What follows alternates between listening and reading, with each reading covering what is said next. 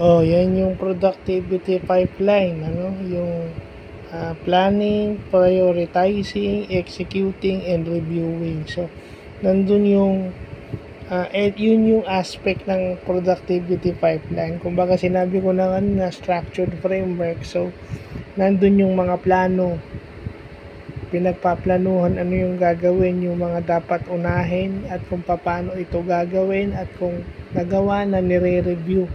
Kung may mali, aayusin at kung tama, yun ang ipagpapatuloy. No? Inaano rin yung continuity at yung mga errors minimize kasi hindi naman yan maiiwasan. Laging may mali, laging may kulang. Dapat laging ganun.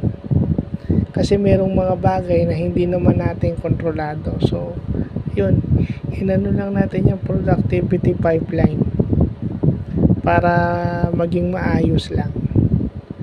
So, yun lang po.